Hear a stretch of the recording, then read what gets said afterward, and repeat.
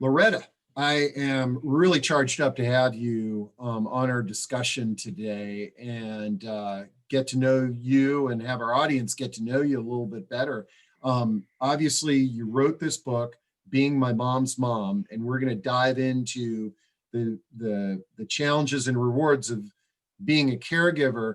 But before we do that, I want to get to know you a little bit better. Can you tell us a little bit about your background and what led up to this experience that prompted you to write this book? Well, thank you so much, Steve, for having me. I am just thrilled to be here. Well, what a journey this has been. So in 2006, my mom was diagnosed with dementia, and our life before that was just like anybody else's. And we were shocked by it. I'll tell you more about that as we get into the presentation.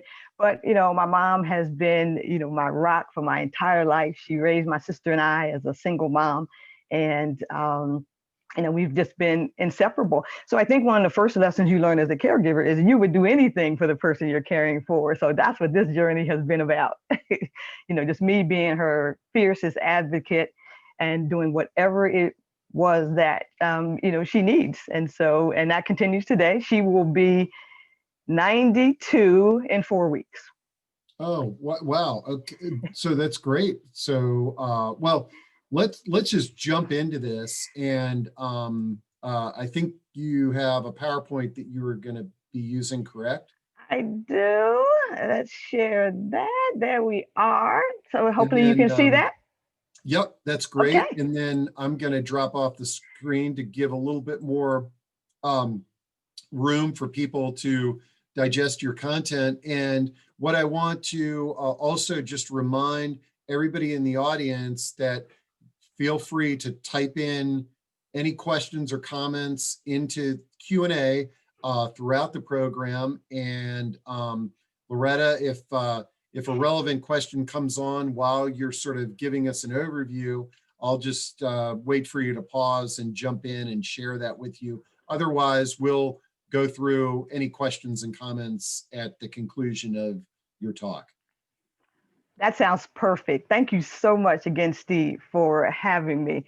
Well, I'm glad you all can see the slides, and I hope you are ready for our short journey. And then we will, as Steve said, answer questions. And I'll have some questions for you as we go through as well. So looking at that first slide, I hope that picture that is there will help you see a little bit about why I'm so excited about this woman who is my mom. And you can see a little bit of her personality. We're at a high T. They still have those for them, even when you have dementia. And this is a event that the caregiver group at the group home where she lives has every year, not in 2020, of course, but it's just a fabulous way to keep everybody engaged. And what I want you to really take from that photo is the fact that dementia can take pretty much everything else away from us except the love. It cannot separate the love that you had even when the disease starts to really take hold.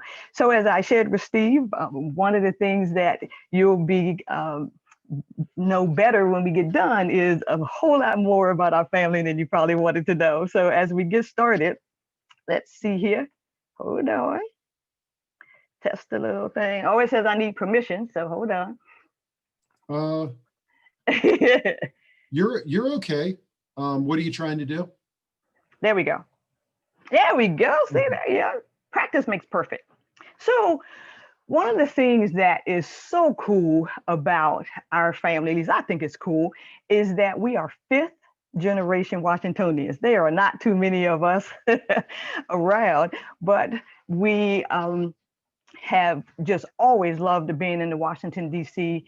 Area. And the photo you're looking at, when you were fifth generation in the old days anyway, you would get your photo in the Washington Post. So I'm thrilled to share with you my great-grandma Lou Ray on the bottom left. She was 100 when that photo was taken. My grandmother, Alberta, And on the back row, my mother's on the left, my mom, Doris, my sister, Renee. And then in my grandmother's lap is my niece, Nia, who is now in her 30s. And so one of the things, the reason I'm showing you this picture, and this is me, it was 2 weeks after I got married. I was 25. And my great grandmother was telling me that I married a good one. So see, she was really still alert, even at 100. And here's what you need to know about her. She lived to be 106. How about that? I bet a lot of you are going, wow. So as you look at the slide there, it says mom's diagnosis in 2006 was shocking. And why was it shocking? Because my great grandmother was in such good health, even well into almost she was 106. She still knew all of us, could tell you a story, could chastise you too when you had done something wrong. And so it was just really shocking where at 77, my mom was diagnosed. I was thinking my mother was going to live by herself till she was 100. And so, boy, was I wrong. So the hardest lesson I learned by far was the recognition of how unprepared I was, not only for the disease and all its challenges, but the bigger issue for me, and a lot of you out there I know can relate to this, financially. When that doctor said dementia, the first thing going through my mind was, how am I going to pay for this? Well, your answer is on the screen. The only thing I could think of to do, just to be 100% honest with you, was to take all my journal notes, my photos, and my really cool memory. And I created the book known as Being My Mom's Mom, which was published in 2013. And I wanted, since I was so woefully unprepared, I wanted other families to be a whole lot more prepared than I was. So in 2014, I started speaking about, how to be better prepared. What are some of the challenges you are going to face with this disease? And then so many things happened after the book came out between, 2013 and 2019 that I published a second edition of the book. And one of the most eventful things that happened during those years was the sudden death of my husband, and he had done so much for my mom. So that was just, kind of a nightmare. And I was fully prepared. I was contributing about $1,500 a month to my mom's care. So it was great when we were a two-income family, but when my husband died, that became a little more challenging. So all those speeches and the books really did help. So that was the hardest lesson. It was all about the finances. So I know a lot of you out there work with families to discuss financial viability for where they want to live and that kind of thing. So appreciate all the preparation that goes into that. So what I'm going to do as we go on this short journey is I'm going to give you two of the greatest lessons from each of my most popular presentations. So my signature presentation is, of course, called Being My Mom's Mom, based on the book. And one of the first things I did was try to learn every single thing I could about this disease that I knew nothing about. So the best lesson, the thing that people say they take away most from the book, is one of the behavioral challenges, of course, is being accused of stealing stuff. You stole my purse, my keys, just took my money. And so I learned a lot of strategies for dealing with both suspicion and repetition. And so the purses at the top left represent one of the biggest lessons I learned from an Alzheimer's Association gathering. And one of the suggestions was, when people say you stole something or you took it or you moved it, is to have plenty duplicate items available. So when they start to, yell and scream, you can just grab one. So I took that to heart. I went to Goodwill, Value Village. I bought every purse known to man. That's why that picture has all the colors and sizes and shapes. Didn't matter. But what I did to make my mom feel like it was hers, I took her non-driver's ID, photocopied it in color, and laminated it, and put it in every single one of the purses that we have bought. So when my mom started to scream, "You took my purse," we would just reach. And so before she could get the P out of purse, we had a purse. They were in the cars, under the table, in the closet, wherever we were, there was a purse somewhere. And then, of course, I filled it with play money from the dollar store. So she thought she was rich. And so just an amazing experience. But boy, did that keep her anxiety level down. And so that was the first challenge, and how we dealt with that. The second thing that drives most people crazy, it is the number one question I get, especially when we could pre-COVID go out. People would say, oh, man, you have so much patience with your mom. But how I dealt with the repetition of her saying the same thing over and over and over is that I pretend that every time she asks me a question or repeats herself, I pretend as if it is the first time she has said or asked it. And so our most famous story, it is the signature story from the book Being My Mom's Mom, is we were in a really crowded grocery store. And at the time, I was still allowing my mom to write checks. So the first question everybody asks when writing a check is, what's the date? So we're way back in this line, but my mother starts already. What's the date? What's the date? What's the date? And every time she would ask, I would answer. Finally, it's our turn. We get to the front of the line. And one last time, my mother asks, what's the date? And I'm getting ready to answer, as I had done all of the other times. But before I can answer, everybody else in the line yells, it's the 17th. Really loud. My mother looks at me and says, I guess I asked you that before, huh? Just a few times, sweetie, but nobody's counting. But turns out somebody was counting. Because as we were leaving the grocery store, this lady ran up behind us, and my mother and I were laughing hysterically about the event. And this woman was not laughing, and she was very near tears. And she told us how much she had learned from me in that grocery store line, and that she was so mean to her mother and would always yell and scream at her, even though she knew she wasn't repeating herself intentionally.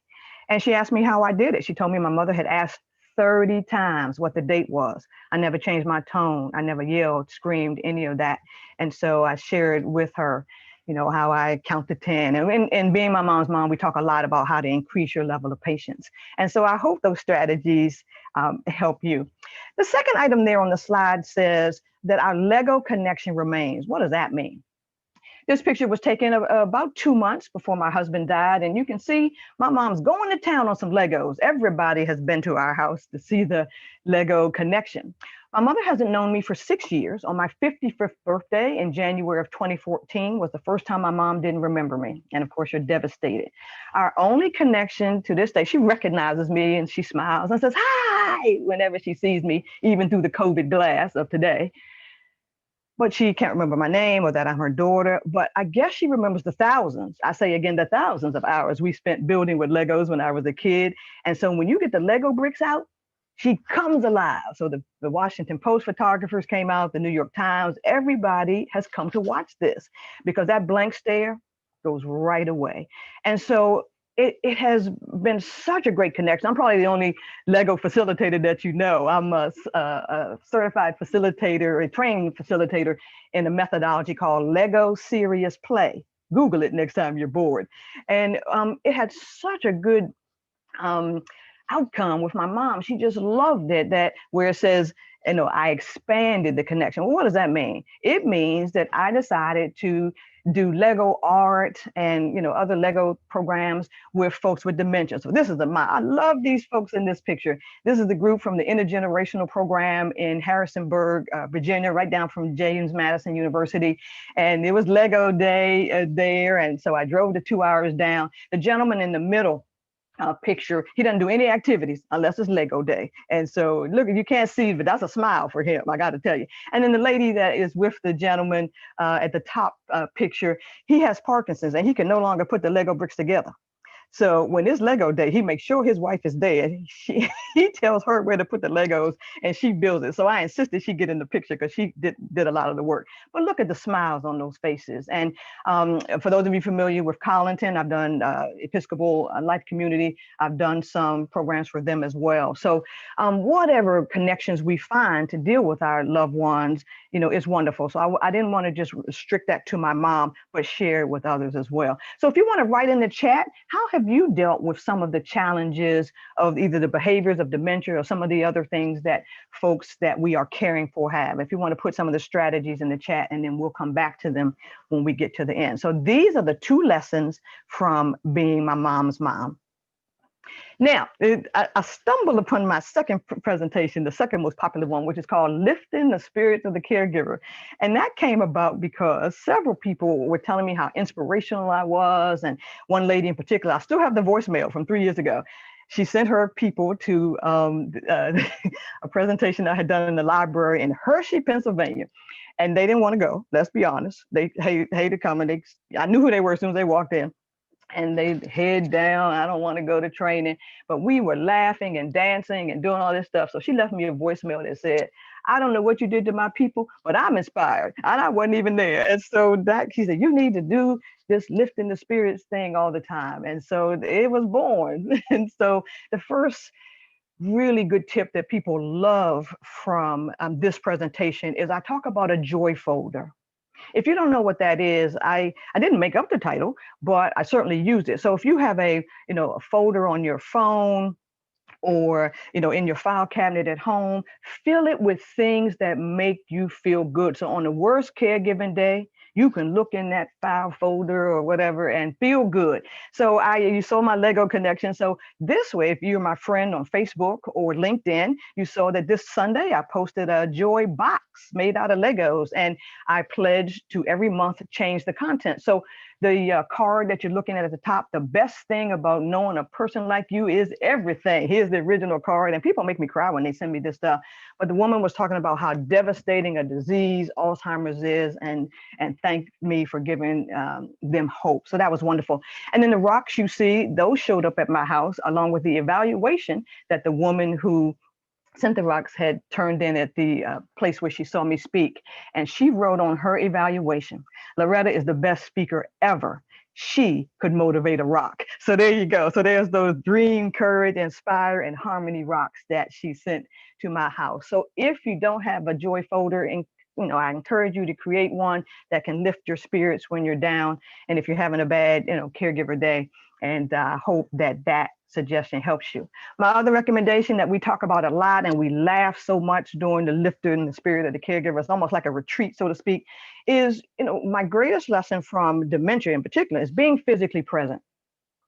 And is that hard to do sometimes when they say the same thing over and over and over, and after 15 minutes, you're ready to run for the door, but you don't. I have learned to be physically present with my mom and just sit there. So when I ask my mother's old friends, why did y'all stop visiting? Oh, we don't have anything to talk about. Okay. How about you just sit there with her? She sat with you a lot when you had issues, but okay. So that's what I try to do, is just be physically present with her. I can't always fix everything, but you can sit. And then the other thing, of course, is to laugh often. So check out that picture. I'm taking a selfie. So my mother says, as she sees herself on the camera in the phone, she says, how did we get into that box? And sometimes we just laugh about nothing. But everybody's favorite story about us, this is from my mom's yearbook. Here it is, the purple wave from 1947. Holy cow. My mother went to Cardozo High School in DC.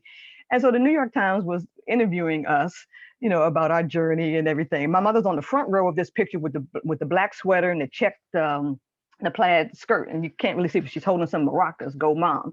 And so this is the Spanish club. Now, trust me when I tell you there are 13 girls in this picture.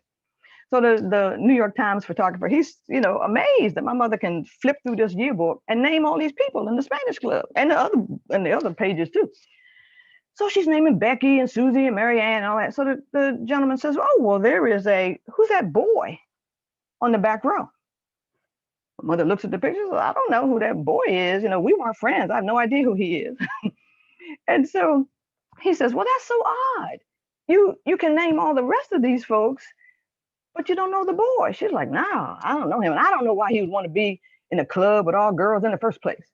Well, you see, this is what I'm going to call selective dementia, because she knew that boy in the back, at least for a minute, because that boy is my father. How about that? So my mother, she didn't just erase the fact that she was married and that she had 2 kids. She'll tell you in a minute she didn't have any kids. I'm like, I'm standing right here, sweetie, but okay.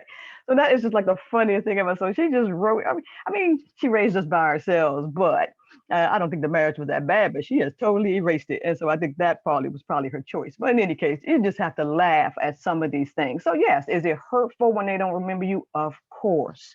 But again, we just have to realize it is the disease and, not the person, of course. And that brings us to the most popular. Oh, I forgot to ask my question. Let me go back for 1 second. How do you lift your spirits before we go on to engagement?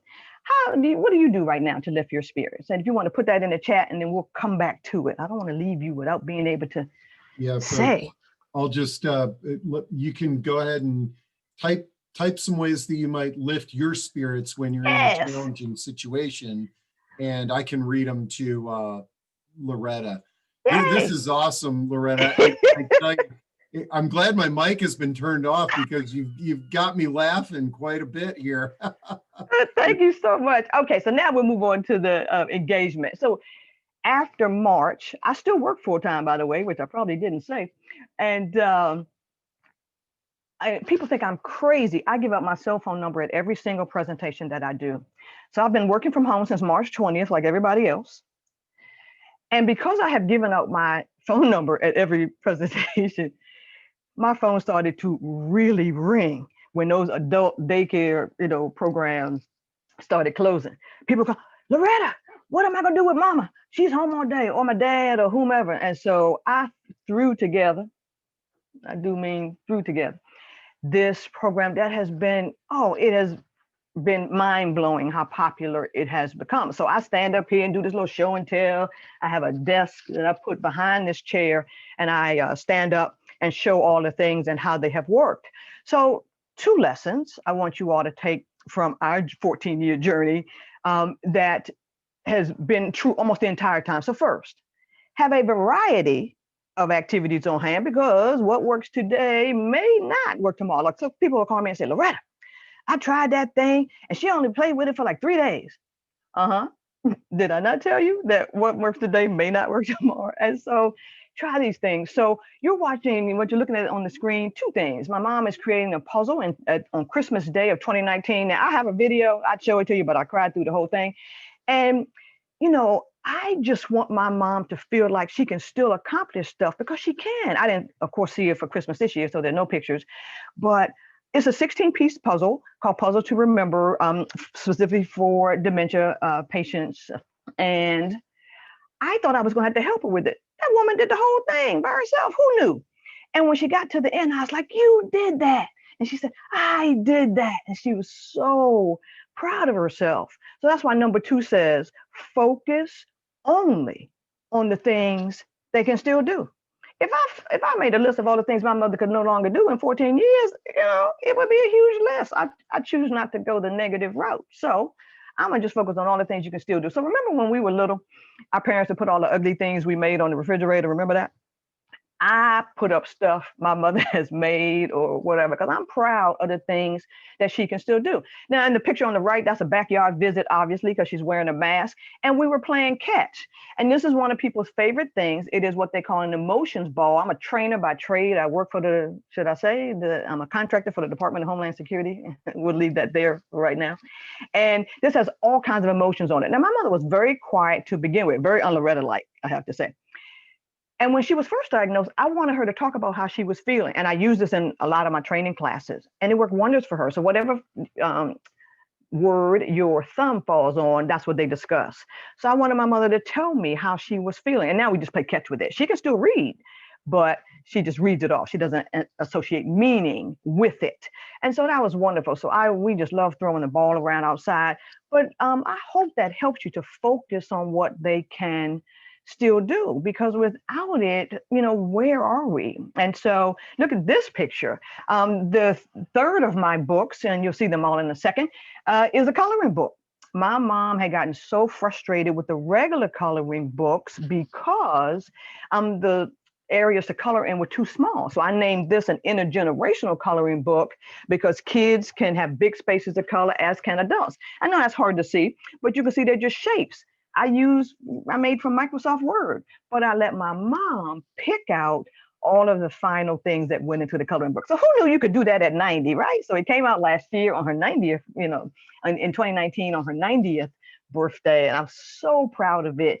And she'll say, my book. And what's really funny, you can see I put her on the back of the book with me, because she had helped me, create the book.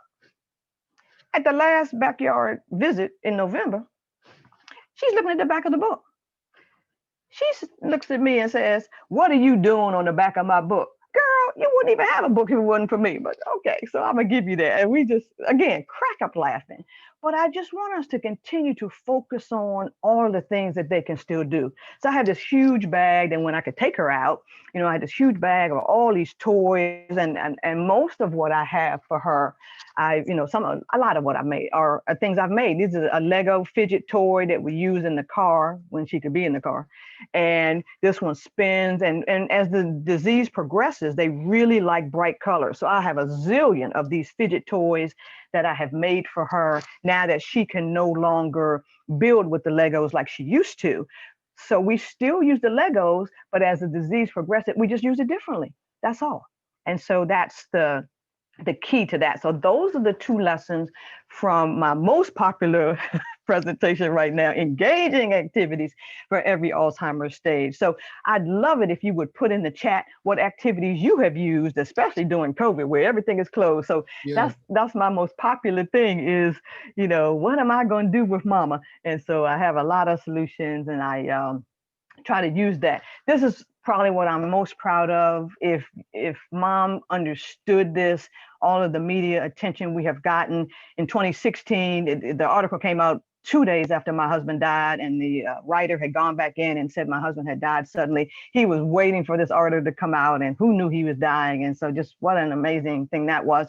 He is also in the Alzheimer's, the Caregiver Perspective PBS special. They dedicated it to him after they found out he died 6 weeks after the producer came and spent 12 hours at our house. And he's in the video putting my mom in the truck and putting the seatbelt on. You could just feel the love between the two of them. One of the beauties, quite frankly, of Alzheimer's is that I didn't have to tell my mother that my husband died. And that was a blessing for me. I also lost my sister. They were just the two of us. My husband and my sister died on the same day, 5 years apart. And my mother never asked about my sister, never remembered she had two kids. So we left it at that. There's a New York Times article of us in front of the group home, and just what a thrill to be in there. You can see AARP at the bottom left. They named me the entertainment director. Listen, you can call me whatever you want. I just can't stand that blank stare. I'm going to keep my mama engaged until the last day. You can just take that to the bank. But I'm proud to be in their caregiver roles section on their caregiver pages. And then in this year, we've had the pleasure of being in 3 media things. There's the Psychology Today article. We were in the Wall Street Journal a couple months ago. And then a few weeks ago, we were in Healthy Women. And I try to absolutely focus on the joys of what it's like to care for my mom. And, she had a terrible summer. I didn't think she'd survive it. She didn't have COVID, but she broke 4 ribs and was having a really difficult time. And I was miserable not being able to see her in the hospital. But she fought back. She is still here. She's walking around again, all kinds of stuff. So it is just a pleasure to care for her, but also to meet with families and to be able to share all of the lessons that we have learned. I've given more than 325 presentations to date, and I've met some amazing people. We have laughed, we have cried together. If I'm at the hotel when we were traveling, if I'm at the hotel and people wanted to stay and have drinks or whatever, I hung out with people and we laughed and talked and did all kinds of things. I feel like this is my calling. I am still working, as I said. However, this is the job I'm supposed to be doing, and I'm doing my best to do it. And so if you want to contact Loretta as we get ready to have our discussion portion, if you want to contact me, there's my website and my email. There's that cell phone number. Just like I promised you. And if you're interested in any of the books, here's what I didn't say about the second book. It is called Refreshment for the Caregiver Spirit. It is simply a book of photographs taken by my husband and I around the world. And I have added motivational sayings to each picture to hopefully lift the spirits. And it was named, I'll tell you the naming story.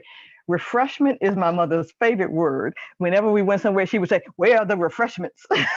So Refreshment for the Caregiver Spirit. And that picture on the cover was taken by my husband. We were in Naples, Italy, and I talked him into going all the way down to the bottom of this little hill and at the end of the Naples tour. It was hysterical. And he realizes we're going to watch the 300 some steps back up. And he says, "This better be the cover of your next book." And so he didn't live to see it, but there it is. He won in the end. And so, very proud of that. And then the color flowing from your mind, I told you about that. So if you want to email me, if you're interested in in any of the books, you can use the coupon code for today, which is positive aging. And if you wanted all three, the price is there. So you can see the sale prices at the bottom. But really, I think my call in this, field, if that you want to call it, is just to make sure people are comfortable with the, resources that they have. And if they don't have resources, that I can maybe help them find. And that's why I'm so proud to be here today, where Steve just connects so many people. And I'm just proud to have been here. There she is with her book with the name on it. She can still write the first three letters of DORIS for Doris. And so I'm ready for any questions you have, anything you want to share. And there's that Alzheimer stamp. If you have things to mail, the Alzheimer stamp did come back as a fundraising stamp that was out from 2017 to 2019, but we got it to be a forever stamp thanks to a lot of signatures on the Hill. And so it is back, and portion of the proceeds will still go to Alzheimer's research. So if you mail some stuff, we'd appreciate it if you use that. And with that, Steve, wow, I think I made it. This is great, man. I've been, so the first question that you asked the audience, well, first off, Heidi Garvis says this is fabulous, great idea. When you're, I want to get you back on the Lego thing. That's when Heidi wrote that in. That's awesome. I'm doing a thing Saturday night called Rebuilding Joy, and just asking people to use some Legos around their house. And it'll be a cool time. Great. But then and Angela says you're definitely inspirational. Heidi, the greatest story, the cutest story. But then you had asked a question, what do people do when I forgot the context of the first question that you asked the audience. Oh, what are some of the strategies they use when they have challenges? Okay. Caregiver challenges. Ada says listening to music and dancing. Sandra says I pray and sing. Yeah. Heidi says walk, call a friend, watch a funny movie. Yeah. Mary Hamilton, I like motivational quotes. I have a few different packs to choose from. Me too. Joe Sperling sings songs from a favorite era and watches movies. Donna Fuller snuggles with her dog. Oh, that's awesome. Allison Lynch, Qui-Gon class. Wow. Yeah. Christopher Michaels, I play with the dog if there's one around. Angela White, sing or think about something funny so I can laugh. Sure. Kathy Harrison, exercise, meditation, watercolor painting. Oh, that's cool. Clemmer, I get a relaxing pedicure. Nancy Piness says, thank you, Loretta, for your inspirational presentation. I sing and do calligraphy and African beading. Oh, yes. Thank you, Nancy. I love Nancy. These are great ideas, guys. Awesome. That's why you have to share it. You know I'm a borrow some of these. So if I use some of the suggestions, I'll just pay you later. But yeah, that's why I love hearing from other people. I will incorporate it, into my next presentation. And people, it's funny, and I've been places where people have seen me 5 or 6 times, and I'll say, why do you keep coming back? And they say, oh, well, you share something new every time. I always update my pictures, my slides. Mm-hmm. And because, I've been doing this almost since the beginning, and now she is clearly in the late stages. She can't answer any questions or do anything. As a matter of fact, one of the reasons I thought she was going to pass away this summer was because they couldn't get her leg strength back. She can't follow directions. So even though she was authorized to have 18 physical therapy appointments, they wanted to give up at number 8 because she couldn't follow directions. I'm like, listen here, you're going to do all 18, even if you sit there in the chair with her. That's what we're going to do. So we did that. They were not happy with Loretta, but you can't quit in the middle. What do you mean? And now she's walking by herself. So see, I'm never going to let you give up on my mother. Something that I reflect on. So that first question was, what do we do? Okay.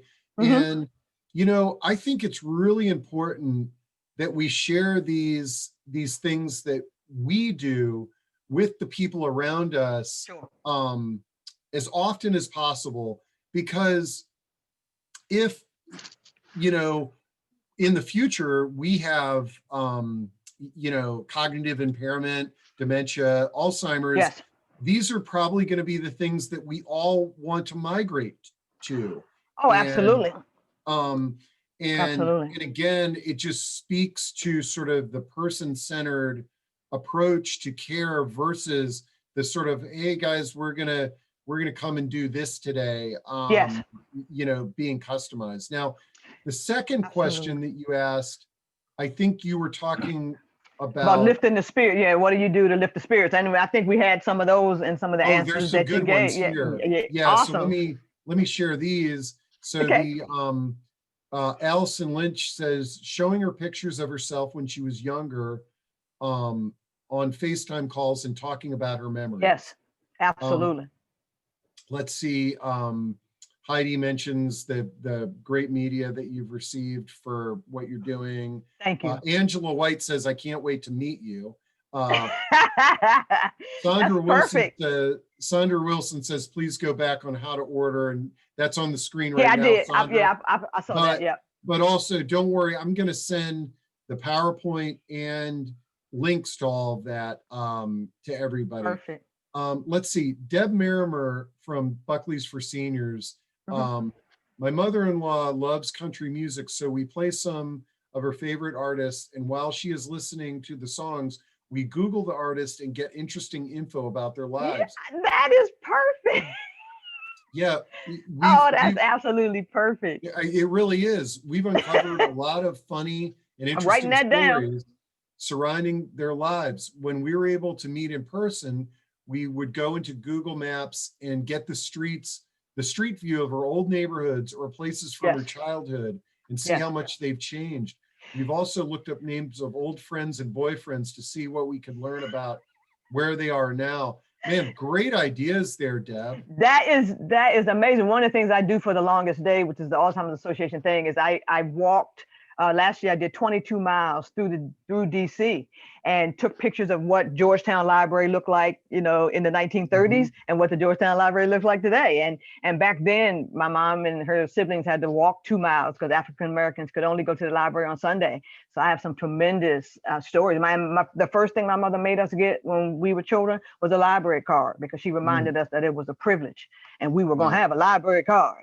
And so the house I was born in Petworth in DC, it still looks the same. It's a two unit condominium these days, but I have always tried to take my mom back. The house she lived in, 818 New Hampshire, is right down the street in between Watergate and the Kennedy Center. And that is still there as well. It looks exactly the same. So I took before and after pictures, and we do that a Wow. lot to That's great. jog her memory. Hey, Yeah. question just came in from Kathy Clemmer. How do you Sure. handle sundowning? Okay, good. So sundowning, the problem with it as it has progressed, I used to tell people, if you're going to visit my mom back in the day, I would say go before 5, because their behavior changes so radically that, and now it's more like 2:30. So people call me and say, oh, I went to see Doris and she took all her clothes off. Well, what time did you go? 4 o'clock. Did I tell you not to go before? Then don't try to hold me accountable for the stuff she does. And so the behavior, what we try to do, the lavender oil, we've been using that in the diffuser in her room. It really does calm them in the evening. That works wonderfully. You can buy that, even at Walmart, and you don't have to spend a lot of money on these things. Turning down a lot of the lights, keeping them on a routine where they, go to bed at the same time, and you can make it earlier. We've, made it earlier and earlier and earlier. They eat earlier. They, try to wind them down. The TV's off. Maybe they're listening to a calmer station other than the 30s and 40s where we would dance around. We want to try to, I play relaxed melodies on my phone a lot. That works wonders. And what I love about the app Relax Melodies, is the fact that you can save the sound. If you don't know Relax Melodies, it has like they have 20 some free sounds, but I have the paid version which has 70 some sounds: water, wind, flutes, piano, all that. And when you touch it, it saves the sound and it plays. And the ones that my mother created and likes best, I saved. And on some of the toughest nights, we can play those. And so, and that, again, changes as it goes on. So now she's probably in the bed by 6ish. And so we try to, stay ahead of the, sundown. And I have to say, my mother's behavior hasn't changed that dramatically. I've seen some really ugly behaviors in, the group home where she is. I've been fortunate enough that we haven't had that, but trying different things, but mostly the reduction of lighting and those things that keep them so alert. And, like one of the things they were doing during COVID was only listen to the news for 15 minutes. We don't need them ramped up, and just try to, bring them down as the afternoon progresses, but it will get earlier and earlier as well. But, one of the things that has really helped, if you are also not familiar with weighted blankets, woo, I wish I had created that, works wonders. I was speaking in Boston, and a gentleman had never heard of it, and he was trying to take care of his wife by herself. He lost his babysitter, or if you want to call it, his wife sitter, and he brought her to the presentation. I was so glad he did.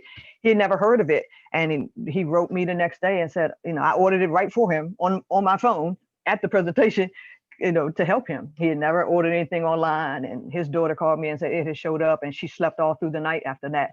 Sundowners is a killer. And but that weighted blanket really keeps them calm. Feels like a hug. I thought my mother would hate it because she didn't like the hug when we were little, but she loves that thing. So I hope that helps. No, that's great. Now, when you had mentioned that this is not your full-time job, it is not.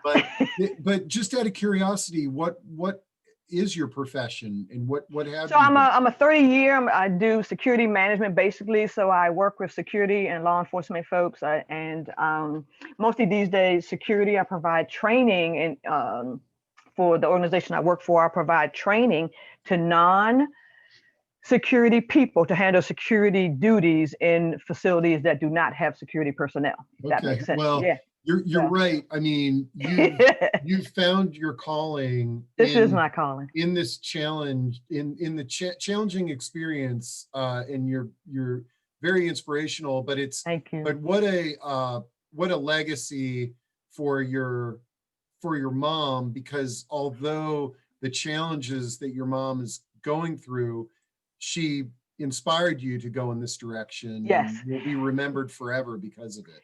No, thank you. I think that's so important. I mean, I had her permission to write the book. She clearly understood then. And she wanted me to keep people from making the same mistakes. I'd like most people, I waited to the last minute to move her from her non-assisted living. She lived in Friendship Terrace, up there up from the cathedral there in Tinleytown.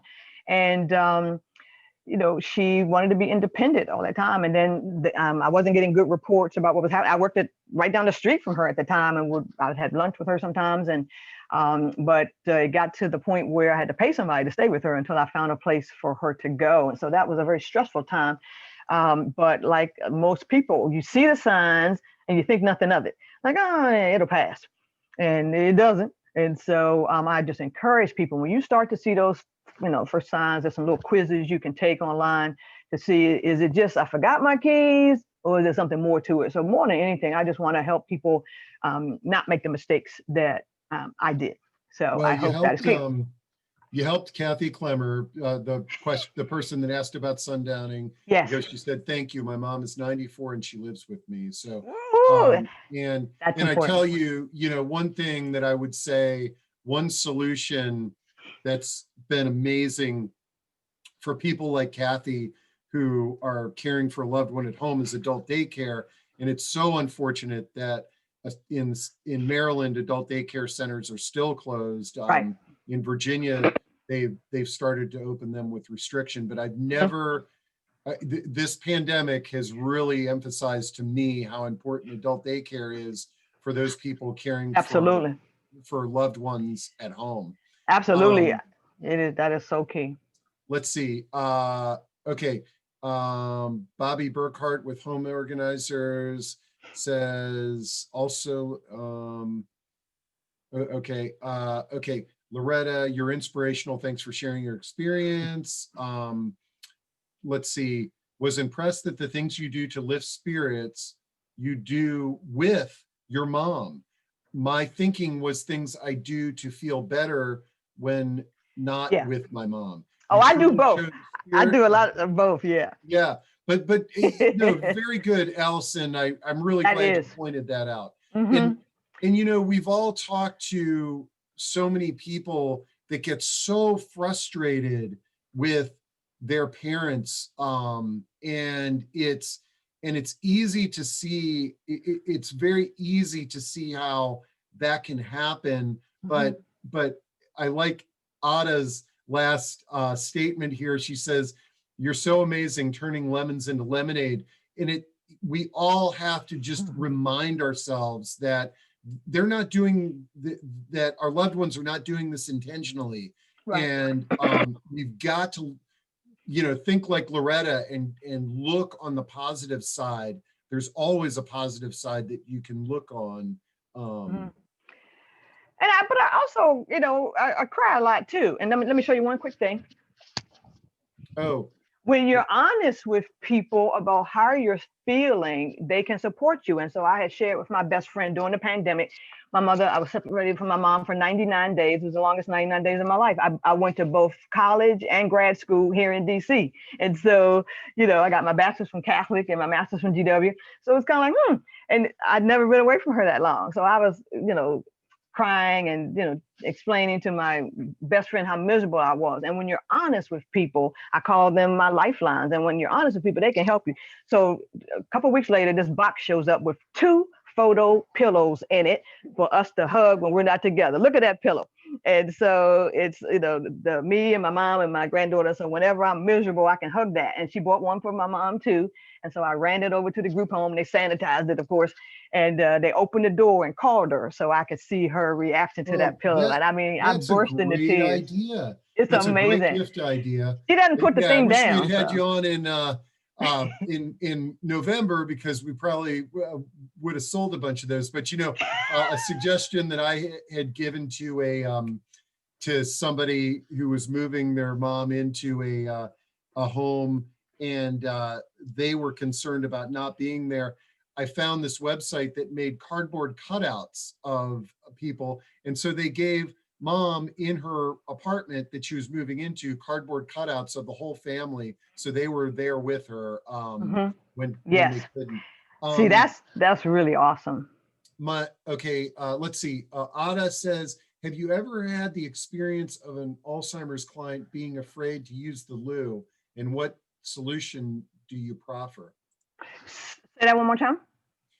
Using the bathroom, like somebody with Alzheimer's or dementia who's afraid to use the restroom. Have you ever experienced something like that?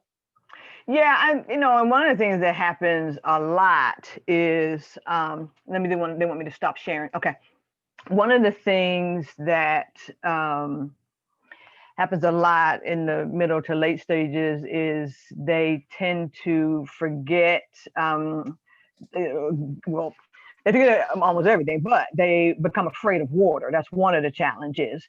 And, it's just a lot of coaxing and, getting them to think it's their idea to go in. There's several, restrooms in the group home where my mom lives, and they do an amazing job. I do want to give a shout out to them. She lives in Life Springs Elder Care, and I don't know where I would be without them. And Janet Wright's the primary caregiver there, and she is sensational. And she is the one that really coaxes my mom to do different things. And it's a matter of, when I say making them think it's their idea, wait, because my mother looks really afraid. Like if there's, if the floor changes from tile to carpet, they start to do that step, where they're afraid to go forward. And you'll see that a lot. And so sometimes just forgetting it for a minute and then going back to it, and maybe their mindset will be a little different. So constant coaxing into doing something, and mostly just making it think that it's their idea. My mother would do anything for a cookie or something. So, there's a lot of bribery, just to be honest, that goes along with that too. And so just different strategies as the disease progresses to see what would work on that day. The battle about the showering in particular is, a battle you have to decide, is it really worth fighting? I mean, are you going out, especially right now? I mean, if you don't get them in the shower today, maybe you get them in the shower tomorrow. So it's also a matter of choosing your battles carefully in terms of, their mindset. My mom has been in full-time depends since probably 2 years, 2018. So almost 3. And they do a good job of, and especially, when she was coming here with me a lot, I would see my mom almost every day. So putting the briefs on and then, just sitting her there specific times, they do that very well in the group home, keeping them on a schedule in terms of that. So pulling the briefs down, sitting them on the commode and then waiting. And my mother's always with a magazine. So doing things that make them comfortable as part of that hygiene process. I hope that helps. Man, no, that's great. And then a few more comments here. We're getting close to 1 o'clock, but this one's a really nice one. Mary Hamilton, my mother is going to be 92 at the end of the month. She does not have memory issues with the exception of her age and the isolating pandemic. Mom has been living with me and my partner and myself for the last 6 years. She is doing better now before she moved in with us. The journey has been the most difficult and the most rewarding experience I have dealt with so far. I try to live with as much gratitude and no regrets. This is another good one, Mary Hamilton. My mother does not have memory issues, but she has lost her vision. I see. Yeah, I can see that one. Okay, so I would suggest an Alexa or something that reads to them. Right now, you can borrow somebody's kid. Everybody wants to get rid of their kid right now from schooling at home. Borrow somebody's high school kid and get them to come over and read to them. That is a very popular thing right now, where reading or anything that is audio. My favorite Lego came out with Braille Lego pieces. Who knew that was possible? And so check into some of those too. There's a couple of really good Activity Minds is a really good website, and see if they have something specific for vision challenges. My mom can still use her hands to feel a lot of things. So even some of the lap pads that had, my mom she used to like to sew. So some with the big things like a bow, even if they can't see it, they can feel it. So like one of the ones someone gave to my mom as a gift had zippers, and the zipper was really big. And so things that they can feel and still have. I wish I had it out. In the engaging activities, I talk about the sense of the 5 senses in the later stages. And so some of the toys, if that's what you want to call it, I have are squishy things. And even though your mom can't see, she can still feel a lot of the things that will keep her mind, because they might be thinking, "Ooh, what is this?" Because some of them are ice cold, and some of them are fuzzy. And so, and I can talk to you offline. You want to email me? I can send you a couple of the websites that have some of those. Yeah. And so it's a good thing. I'll make Thank you for asking that. Yeah, I'll make sure to share your contact info so people can reach out. And one of the things that I always remind people of when it comes to vision loss is that, like, if I had to walk around all day without my glasses on, people my kids would probably be like, "Dad, you need to go to a memory care community," because if you take one sense that you rely on, if you take that away, your behavior radically changes. This has been awesome. And a question came in from Bobby Burkhart, and it's a great way for us to close this. Okay. She asks, "Is there a story about the painting with the tree in your background?" I noticed that too. It's a beautiful painting. No, it was on sale at Amazon. So okay, well, there is a story. No, I just, I'm so attached, just honestly, to the bright colors, because everything I look for, has colors for my mom. So yeah, I'm just always looking at that, but no story with that one, except for the on sale part. This is great. Loretta, you are truly an inspiration. Thank you so much. Your mom and your husband and your loved ones should be so proud that you're continuing their legacy with your calling. Thank you. And it's just a reminder also to all of us is that, we try to push college kids into a direction, high school kids. Oh, you got to figure out what you're doing. You got to figure it out right now. And, your story is one that really reminds us that just walk down this path called life, and it's going to take you somewhere. And if you keep your eyes open and you don't filter things out, and you're gonna stumble into something that's going to enable you to make a tremendous impact on this world and Absolutely. make the world a better place. And you're just a shining example of that, as well as a ton of great solutions on how we can deal with the challenges of our loved ones. Thank you so much. Thank you. I really appreciate it. Thank you all for having me, and I'm glad you all enjoyed it. Thank you so much. You bet. Talk to you soon. Okay. Bye bye.